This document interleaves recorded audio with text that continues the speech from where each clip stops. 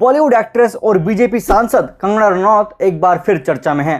कंगना और उनके बयान बीजेपी के लिए गले की फांस बनते जा रहे हैं और कंगना की ये बयानबाजी अगर ऐसे ही चलती रही तो एक दिन उनका राजनीतिक करियर बनने से पहले ही डूब जरूर जाएगा। कंगना ने अब वापस लिए गए 3 कृषि कानून फिर से लागू करने की मांग उठाई है। कंगना के इस बयान पर विपक्ष हमलावर हो गया है और विरोध कर रहा है। हालांकि ये पहली बार नहीं है जब कंगना ने किसानों से जुड़े मामलों में टिप्पणी की है। 3 साल पहले उन्होंने महिला आंदोलनकारियों पर पैसे लेकर धरने पर बैठने का आरोप लगाया था। उसके बाद उन्होंने सिखों को लेकर भी विवादास्पद टिप्पणी की थी। महीने भर भीतर ये दूसरी बार है जब बीजेपी ने कंगना की टिप्पणियों से खुद को अलग कर लिया है। इस बार भी बीजेपी ने कंगना के बयान को व्यक्तिगत बयान बताया है। आपको बता दें, कंगना रनौत हिमाचल प्रदेश की मंडी सीट से बीजेपी सांसद हैं। उन्होंने इसी साल बीजेपी ज्वाइन की थी। कंगना ने लोकसभा चुनाव में पॉलिटिकल डेब्यू किया और कांग्रेस नेता हिमाचल प्रदेश सरकार में मंत्री विक्रमादित्य सिंह को हराया। विक्रमादित्य पूर्व मुख्यमंत्री वीरभद्र सिंह के बेटे हैं। विक्रमादित्य की मां प्रतिभा सिंह मंडी से कांग्रेस सांसद रही हैं। तो चलिए आपको जरा याद करा देते हैं कि कंगना ने कब कब क्या बयान दिए हैं जो विवादों का हिस्सा बन गए। शुरुआत सबसे ताज़ा बयान से करते हैं। 24 सितंबर 2024 बीजेपी सांसद कंगना रनौत ने मंगलवार को ये कहकर विवाद खड़ा कर दिया कि तीनों विवादास्पद कृषि कानून को फिर से लागू करना चाहिए। कंगना का कहना था कि किसानों को खुद ये कानून लागू करने की मांग करनी चाहिए। कंगना का ये भी कहना था कि मुझे पता है कि ये बयान विवादास्पद हो सकता है, लेकिन 3 कृषि कानूनों को वापस लाया जाना चाहिए। किसानों को खुद इसकी मांग करनी चाहिए। कंगना ने तर्क दिया कि किसानों के लिए तीनों कानून फायदेमंद थे, लेकिन कुछ राज्यों में किसान संगठनों के विरोध के कारण सरकार ने उन्हें निरस्त कर दिया। उन्होंने कहा, किसान देश के विकास में ताकत का स्तंभ है। मैं उनसे अपील करना चाहती हूं कि वो अपने भले के लिए कानूनों को वापस लाने की मांग करें। अब से 1 महीने पहले 25 अगस्त 2024 कंगना ने यह कहकर विवाद खड़ा कर दिया था कि किसान आंदोलन के जरिए भारत में बांग्लादेश जैसी स्थिति पैदा करने की तैयारी थी। उन्होंने कहा, जो बांग्लादेश में हुआ है वो यहाँ भारत में होते हुए भी देर नहीं लगती अगर हमारा शीर्ष नेतृत्व सशक्त नहीं होता। यहाँ पर जो किसान आंदोलन हुए वहाँ पर लाशें लटकी थी, वहाँ रेप हो रहे थे। किसानों की बड़ी लंबी प्लानिंग थी जैसे बांग्लादेश में हुआ। इस तरह के षड्यंत्र आपको क्या लगता है किसानों, चीन, अमेरिका, इस तरह की विदेशी शक्तियां यहाँ काम कर रही हैं। हालांकि कंगना के बयान के बाद बीजेपी की सफाई आई और कहा गया ये पार्टी की राय नहीं है।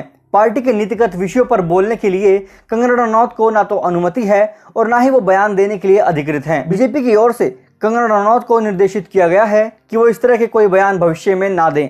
नवंबर 2021 जब प्रधानमंत्री नरेंद्र मोदी ने 3 कृषि कानूनों को वापस लेने की घोषणा की तो कंगना ने इसे दुर्भाग्यपूर्ण बताया था और किसान आंदोलन को दोषी ठहराया था। उन्होंने कहा कि भारत को इस तरह के आंदोलन से कमजोर किया जा रहा है और किसानों ने अपने हितों के लिए राष्ट्र के हितों की अनदेखी की है।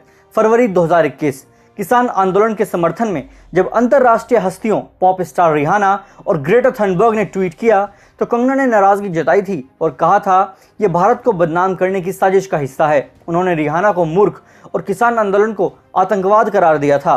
कंगना ने लिखा था, कोई इस बारे में बात इसलिए नहीं कर रहा है क्योंकि वो किसान नहीं हैं, वो आतंकवादी हैं जो भारत को विभाजित करने की कोशिश कर रहे हैं ताकि चीन हमारे देश पर कब्जा कर सके। दरअसल रिहाना ने 2 फरवरी 2021 को CNN की एक स्टोरी का लिंक शेयर किया और लिखा, आखिर हम इस बारे में बात क्यों नहीं कर रहे हैं।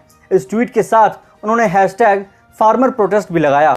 नवंबर 2021 कंगना ने किसान आंदोलन में शामिल कुछ लोगों पर खालिस्तानी आतंकवादी होने का आरोप लगाया। उन्होंने कहा, देश को विभाजित करने की साजिश हो रही है और इसमें खालिस्तानी तत्व शामिल हैं। उन्होंने इसे देश को तोड़ने की साजिश करार दिया था। कंगना ने इंस्टाग्राम पोस्ट में लिखा था, खालिस्तानी आतंकवादी आज सरकार को परेशान कर रहे हैं, लेकिन हमें एक महिला को नहीं भूलना चाहिए। एकमात्र महिला प्रधानमंत्री ने इन्हें अपनी जूतियों के नीचे कुचल दिया था, चाहे उन्होंने इस देश को कितनी भी तकलीफ क्यों ना दी हो। उन्होंने अपनी जान की कीमत पर उन्हें मच्छरों की तरह कुचल दिया, लेकिन देश के टुकड़े नहीं होने दिए।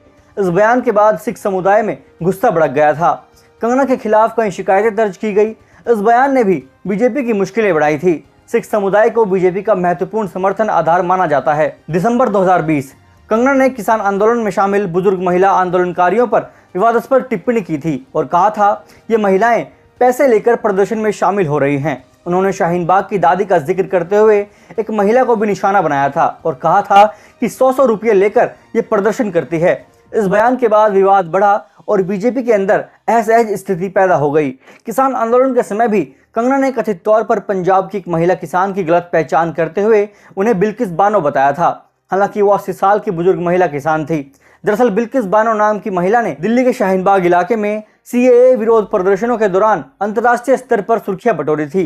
कंगना ने एक ट्वीट शेयर किया था जिसमें आरोप लगाया गया था कि शाहीन बाग दादी भी दिल्ली बॉर्डर पर नए कृषि कानूनों को लेकर किसानों के आंदोलन में शामिल हुई है। उन्होंने बिल्किस बानो समेत 2 बुजुर्ग महिलाओं की तस्वीरों के साथ ये पोस्ट रिट्वीट किया था और लिखा था, ये वही दादी हैं जिन्हें टाइम मैगजीन की 100 सबसे प्रभावशाली व्यक्तियों की लिस्ट में शामिल किया गया है और ये 100 रुपए में उपलब्ध हैं। कंगना ने जो ट्वीट किया था उसमें एक बुजुर्ग महिला दिखाई दे रही थी जो भले ही झुककर चल रही थी, लेकिन उन्होंने किसान आंदोलन का झंडा बुलंद किया हुआ था। उनका नाम मोहिंदर कौर था। बाद में पता चला कि दोनों महिलाएं अलग अलग हैं। इस पर कंगना ने अपना ट्वीट हटा दिया था। कंगना के बयान को किसानों और महिलाओं के लिए अपमानजनक माना गया। इसी साल 2024 जून में चंडीगढ़ एयरपोर्ट पर CISF की एक महिला कांस्टेबल ने कंगना को थप्पड़ मार दिया था।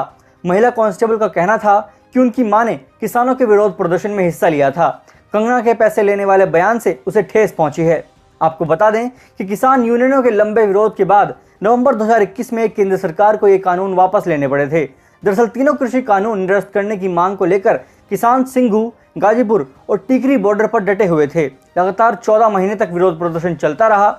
26 जनवरी 2021 को किसानों ने नई दिल्ली में ट्रैक्टर से परेड की थी और लाल किले में घुसकर बवाल काटा था। अब बात करें कंगना की, तो उन्होंने हाल में महीने भर के भीतर किसान आंदोलन से जुड़े मामले में दूसरी बार बयान दिया है। दोनों बार बीजेपी ने उनके बयान से किनारा किया है। ये बयान ऐसे समय पर आया है जब हरियाणा में विधानसभा चुनाव है और बीजेपी वहां एंटी इनकम्बेंसी से जूझ रही है। अगस्त में कंगना ने यह बयान दिया था, तब पार्टी ने उन्हें सख्त हिदायत भी दी थी, लेकिन फिर नए बयान ने विपक्ष को हमला करने का मौका दे दिया है, क्योंकि हरियाणा में अच्छी खासी संख्या में किसान वोटर्स हैं और ये किसान किसी भी पार्टी का भविष्य तय करने में अहम माने जाते हैं।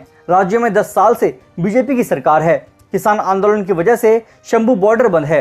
कांग्रेस ने इसे मुद्दा बनाया था। कांग्रेस नेता भूपेंद्र सिंह हुड्डा ऐलान कर रहे हैं कि अगर कांग्रेस सरकार बनाती है तो हम शंभू बॉर्डर खुलवाएंगे। दरअसल संयुक्त किसान मोर्चा और किसान मजदूर मोर्चा के नेतृत्व में किसानों ने दिल्ली चलो का आह्वान किया था। हालांकि इन किसानों को शंभू बॉर्डर और खनौरी बॉर्डर पर रोक दिया गया है। ये किसान फरवरी से पंजाब और हरियाणा सीमा पर डेरा जमाए हैं।